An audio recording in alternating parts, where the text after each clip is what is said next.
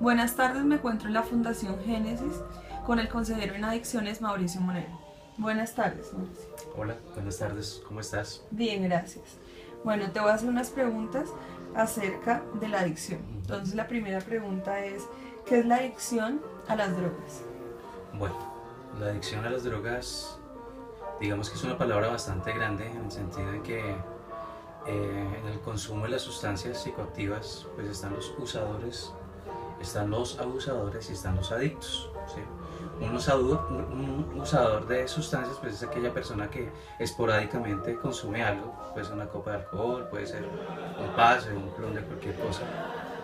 Y el abusador es aquella persona que normalmente vemos en los bares, consumiendo una y otra vez los fines de semana, no deja de hacerlo, de pronto se vuelve que tiene que hacerlo todos los días, pero simplemente pues es una persona que es abusadora. ¿En qué la diferenciamos? Que si llega a presentarse alguna situación negativa, digamos, peleó con su familia, una pelea con alguien en un bar o una estrellada, él automáticamente dice, el alcohol o la sustancia que estoy consumiendo o abusando de ella, no lo voy a volver a hacer y cambia su vida de uno, ¿sí?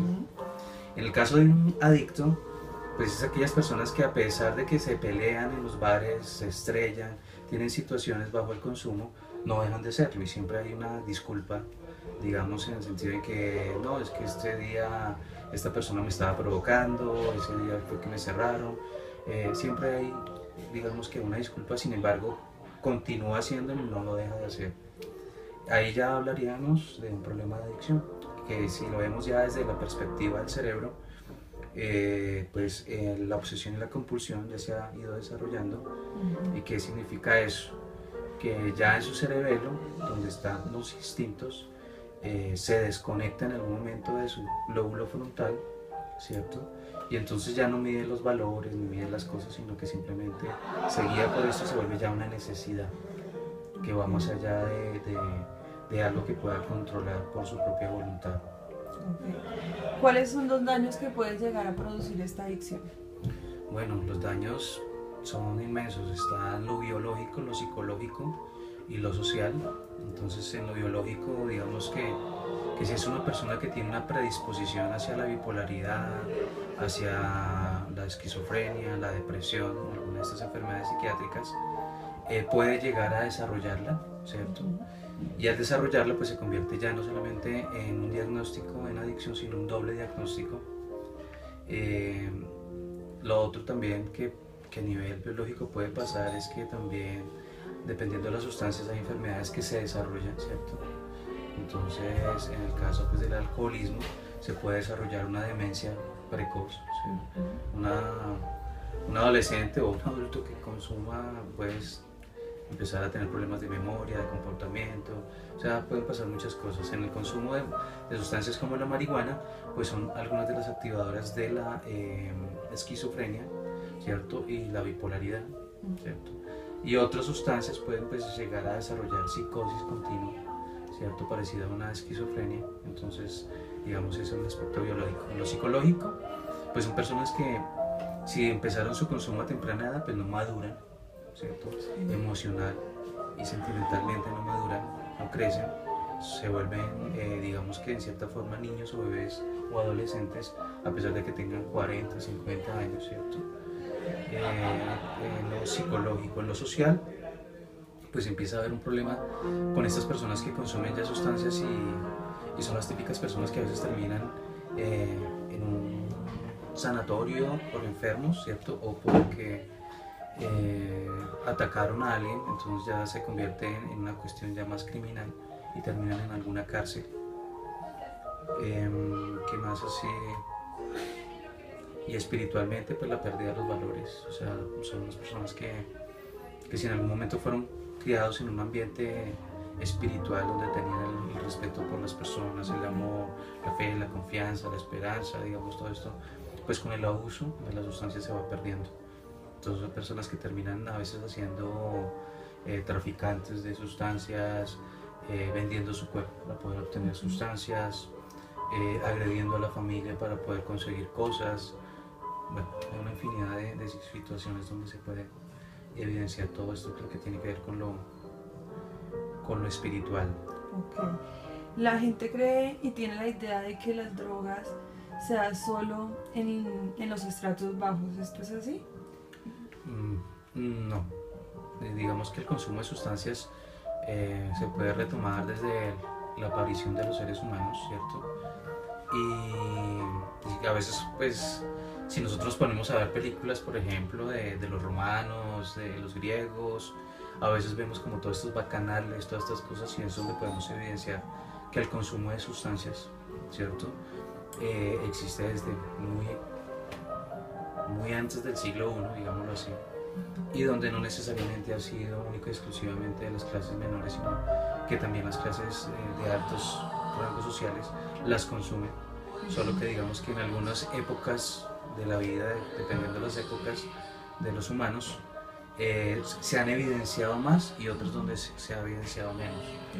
Entonces podemos hablar de la época de los poetas malditos y todo esto, que es más o menos del siglo XVIII, el consumo del ajenjo y otras sustancias, que era pues una forma de inspirarse este poeta y de crear eso, el alcoholismo mismo, ¿cierto? Entonces ahí uno puede ver a estos artistas cómo son influenciados y manifiestan sus obras artísticas a través del consumo de alcohol. Siglo XIX, pues podemos ver a Picasso, ¿cierto? Que es comienzo ya del XX, donde se ve influenciado el consumo de alcohol, y artistas como Jackson Pollock, que mueren en un accidente automovilístico por el consumo de alcohol, ¿sí? Digamos, eso, hablando de lo artístico, si nos vemos ya la princesa de Mónaco, pues en los tremendos bacanales y todo eso. Entonces, digamos que el problema de las sustancias y digamos que el problema de la adicción, del consumo de sustancias como tal, la enfermedad, no respeta estrato social, es de todos los estratos sociales, no respeta religión, no respeta ningún tipo, es una enfermedad que está ahorita considerada como casi que una pandemia y que está afectando a todos los países del mundo y pues están tomando, digamos que cartas en el asunto, ¿no? ¿Cuál es el manejo correcto que se le da a una persona con problemas de adicción? Bueno, digamos que hay muchos programas de rehabilitación, ¿cierto?, que se pueden hacer en una persona que tiene problemas de adicción, y es lo que te decía al comienzo, una es saber detectar si es un usador, si es un abusador o ya es un adicto, y dependiendo, digamos que de ese diagnóstico que se haga, el tratamiento puede ser diferente. Si es un usador y digamos que la familia no quiere que lo haga, pues va a ser muy complicado que se empiece un proceso, y ahí ya sería más bien un proceso de tipo psicológico, donde la persona pueda empezar a mirar por qué está consumiendo ciertas sustancias, es que la está utilizando como una forma de escapar de ciertas situaciones que está viviendo en su familia, en su hogar, ¿cierto?, de la misma vida, ¿cierto?, y le sirve para sobrellevarlos. O si ya es un abusador, ¿qué es lo que está buscando en ese abuso?, ¿cierto? Si ya definitivamente este abusador ya pasó a la adicción, si pasó ya a la adicción, pues lo ideal es iniciar un proceso de rehabilitación, donde se busca en el proceso de rehabilitación que él deje de consumir la sustancia, ¿cierto? Y en algunos casos significa que tiene que estar intramuralmente, o sea, aislarse en el consumo e internarse en un espacio, en una clínica que le permita como tener todo el proceso de recuperación. El proceso de recuperación, digamos, en una persona que ya tiene adicción, va desde lo farmacológico, o sea, desde el aspecto psiquiátrico, va desde el aspecto médico, ¿cierto?, donde tiene que mirar el médico si no ha involucrado ya su consumo algunas áreas vitales, y va también la parte psicológica, que es mirar todo aquello que a esta persona la queja y cómo se puede ir trabajando en cada una de estas áreas.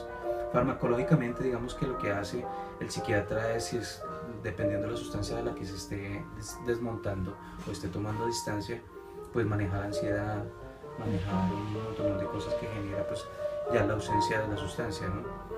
Y en el manejo psicológico, digamos, lo que a veces hay que esperar que el paciente, dependiendo cómo esté su capacidad, habrá que esperar algún tiempo para que se tenga la posibilidad de poder sentarse y hablar de sus cosas, de su vida, digámoslo, y tenga como el sano juicio para que lo pueda hacer, y en ese instante pues empezar a hacer como un proceso a nivel psicológico.